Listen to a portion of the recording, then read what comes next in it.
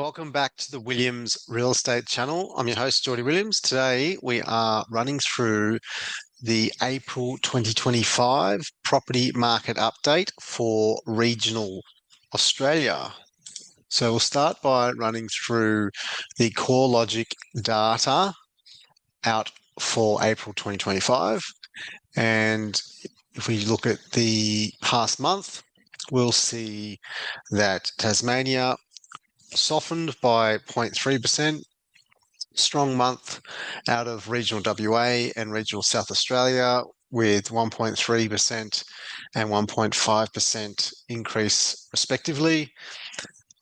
We then saw 0.7% out of regional Queensland, looks to be losing some steam. 0.3% out of Victoria, subdued, and along with 0.5% in regional New South Wales. That's the previous month. If we look at 12 months, I find which is quite interesting when people say don't invest in the regions. The regions have actually outperformed the combined capital cities. So the combined regions has outperformed the combined capitals for the last 12 months. The combined regions receiving 5.3% for the last 12 months, whereas the combined capitals have only received 2.6% combined. So regions have outperformed in the latest 12 months. That's been driven by regional WA with 13.2% up for the previous 12 months, followed by South Australia, 12.9%. Then regional Queensland with 8.7%. Tassie, or regional Tasmania, 3.3%. Regional New South Wales, 2.7%. And regional VIC, negative 0.9%. So clear, evident, strong markets coming out of regional WA, regional South Australia, and regional Queensland. And you'll know that the reason that is happening is because we are in the later stage of the 18-year land cycle in the land boom segment of the cycle, where we see the likes of Darwin, regional WA, Queensland, South Australia, all performing very strongly towards the tail end of the cycle, as we are now on the blue marker, 11 months away from peak market, before the markets will then top out. And then in the coming years, 2027, 28, 29, 30 is when the land-driven downturn will set in, where we'll see these regions come back the most, and the ripple effect will head back to the likes of Sydney and Melbourne, as they have received the most net migration over the last few years. They have the most diverse economies, they've got the most jobs. So when the market turns and the demand shifts, that demand will be going straight back into Sydney and Melbourne in the years ahead. But this market update is for the purpose of the regions, and I have selected a few regions, regional towns across the country, and I've mixed it up since last video to keep it interesting. So I'll start with Bundaberg in regional Queensland. You'll see Bundaberg has had a solid run the last couple of years since 2021. Looks to have potentially started atop, but may well continue, as we are in a similar point of the cycle of 2006. And from 2005, 6 all the way to 2007, it continued to have a strong run. So there could be another year or so left in the tank for Bundaberg. It has come off a base of just over 200,000 and is now hitting 500,000. So more than 100% growth. So there might be a little bit of juice left in the tank, but it looks to be losing some steam in early stages of showing a market top. Gladstone is still away at the races, like what happened in the previous period, in the prior cycle. As you can see, look what happened between 2005, 6, 7, all the way up to 2011, 12. But as you are aware, the mines aren't pumping as hard as they were in the prior cycle. So this extra leg up may not happen this time round. History doesn't repeat exactly, however, it rhymes. And as you can see, Gladstone has come off a base of around the 200 to 250 mark and is now hitting the 450 mark. I still believe there's growth in Gladstone, probably another year to 2 years before it'll then start to show a top. And then at which point could go backwards for many years, just like what has happened in the prior cycle. McKay is away at the races and is not showing signs of a top yet. And like what happened in the prior cycle in 2006, continues to run strong and then started to level out around 2007 and onwards, and then went through a downturn mid-cycle of the current. So this could look the same, could still run strong for another 30%, 20, 30%. It's come off a base of 250, now hitting 500, so it's doubled. And will probably continue to run strong for another 30, 40% before he'll hit a top, but then could also lose those gains, just like what happened between 2005 to 2017, 18 and 19. Lost all that final sugar hit here. So this final growth that could happen in the future could end up being lost in 10 years' time. So Mackay could be more or less at its limits to date, even though it's still got a couple more years worth of growth in the tank. By the time the downturn sets in, it'll lose those future gains. Bunbury, WA, looks to have started a top or showing signs of a top, has had a solid run in the recent years, came off a base of just over 400, now hitting just under 700. And just like what happened in 2006-7, it hit a top and then went through this protracted negative growth pattern. So definitely not a market we're looking to get into, as it could be more or less hitting its limits. And once it does hit its limits, it's only south from there for a good 12, 13 years. Albany in WA, again, is away at the races, not showing signs of a top yet. Came off a base of just under 350K and is now hitting just under 600K median price point for the region. So hasn't quite doubled, which is historically what typically happens. A market will go up 100 to 150% before topping out. So still has a bit of growth left in the tank, but it is on the way to hitting a top, just like what happened in 2006-7, hit a top and then went subdued negative growth for a good 10, 11, 12 years. So again, could be at its reaching its limits.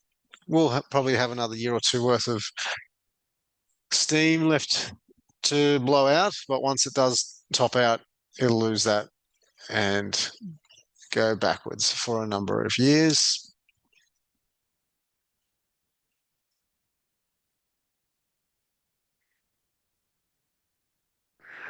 Victor Harbour in South Australia looks to have had a solid last couple of years, few years, and will start to level out, but won't go through a significant downturn. South Australia is not dependent on the mining sector as what WA and Queensland are.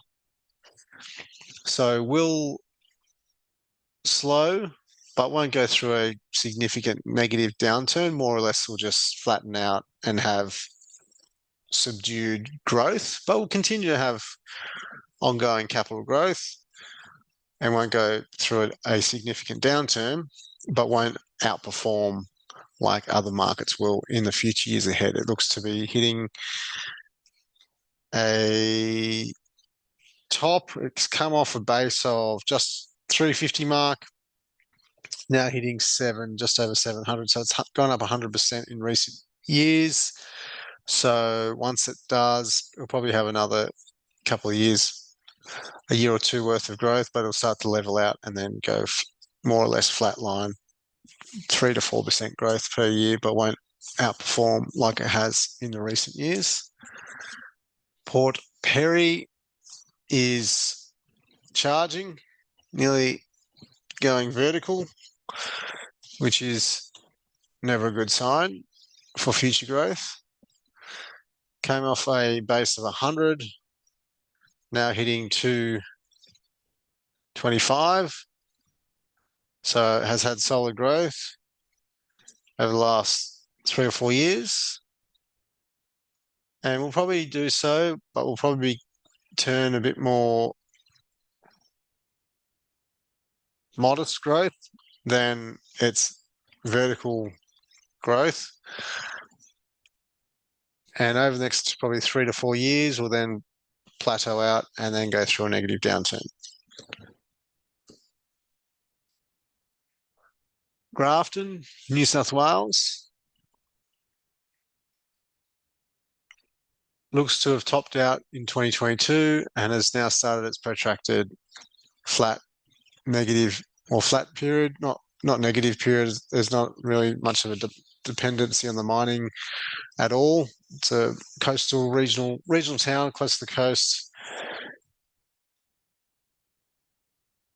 but we'll go through a more subdued flat period, which could last 10 years, like what happened between 2005 to 2015. So that could well have already started in 2022, 23.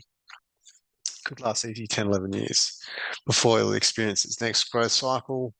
Dubbo's a solid town, has had a solid run the recent years, outperformed in the midsection of the current cycle, but will go through a more subdued flat period, just like what happened between 2006 to 2012, 13, before then experiencing another growth run in the years ahead. Wagga, similar story, great growth the last couple of years, but looks to have started to plateau out, just like what happened between 2006-7, and will flatten out over the next good 10 years before experiencing another solid growth run. More World down in Victoria, topped out in 22 and started a flat line, and will probably continue to flatline for a good while until hitting another growth cycle. Geelong topped out in 22, retraced, and has started to flatline, go through a subdued period. Will continue to probably be subdued and flat for another 3 to 4 years before then picking up again and starting its next growth cycle. Won't kick off and go gangbusters straight away, but will mosey on and continue, and then later stages in the next cycle, midpoint, will start to kick off and run again. Devonport down in Tassie, again, topped out in 22 and has started to stagnate. We'll have a bit more modest growth over the next couple of years, but then we'll flatten out and go even negative for a good little while before then experiencing a solid growth run in probably 8 to 9, 10 years' time. And this is a summary snapshot of where I feel the regions are currently as of 2025. We've got South Australia looking like it's about to hit a top in the next year or two. WA's probably got 2 years, 3 years left in the tank. And then same goes for regional Queensland, 2 or 3 years left in the tank before it'll top out. Regional New South Wales, regional Tassie, and even regional VIC all topped out around 2022 and have started their protracted flat to negative period, depending on which market you look at, and will continue to do so. Regional VIC will probably bottom out first as its towns are closer to Melbourne, and it'll get that spillover decentralisation out of Melbourne quicker than the likes of regional Tassie and regional New South Wales, as those towns are further away from their respective metro city. If you like that and you want help investing, and especially in the regions, it's very tricky to pick the regions timing wise, but also whereabouts in the town. There's always good, bad, and ugly in the town. If you want help, shoot me an email. A hint, I'm not investing in the regions currently at this stage, even though personally I've got probably 80% of my portfolio is across regional Queensland, New South Wales, and Victoria. And 20% is around inner Brisbane. We're not focusing on the regions in the current cycle where we are as of 2025 for this summary explanation. We've only got towns that are hitting their limits and about to go through a downturn, or we've got towns that are in a downturn now. So we like to enter markets between low competition, bottom market, rising rents, and the regions are a good 4 to 10, 12 years away from entering those markets. They will turn, they'll shift, and they'll come around, but right now the best value we're finding are in Sydney and in Melbourne, and not in the regions. So buyers beware. Don't get caught out when the market turns, because once regional South Australia, WA, and Queensland top out the next 2 to 3 years, and it becomes well evident to the mainstream masses that it's no longer a good idea to continue to keep buying in those markets, the demand will shift, because there's always demand to buy property. The demand that's currently pumping into those markets will shift back to the likes of Sydney and Melbourne, and even parts of Canberra, and those markets will then run in the future years ahead. Again, if you want help, shoot me an email. Remember to like, subscribe, share with anyone that you think would see of value of this. And if you want help from a buyer's agent perspective, guidance through the market cycle, guidance through transaction of buying property, guidance through selecting the right property that's going to complement your own situation to grow you to that next level, guidance through any renovations or development works you're looking to do, shoot me an email. We can jump on a call. We can discuss where you are at, your plans, and how we may look to work together in the years ahead. Thanks for watching. I'll catch you on the next one.